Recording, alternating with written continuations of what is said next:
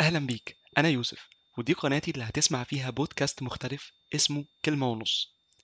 الفكرة ببساطة إني بقدم لك خلاصة من أهم الكتب اللي غيرت حياتي وحياة ناس كتير.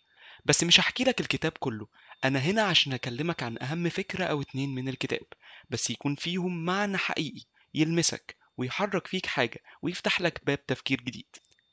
مدة حلقتنا بتكون من 5 ل10 دقايق، تقدر تسمعها وانت في الطريق، في وقت راحة، وانت بتتمرن، أو حتى قبل النوم.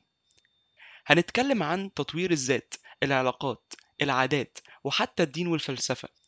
كل أسبوع فكرة جديدة من كتاب مختلف، كل مرة جرعة صغيرة من كلمة ونص بتكفي وتزيد.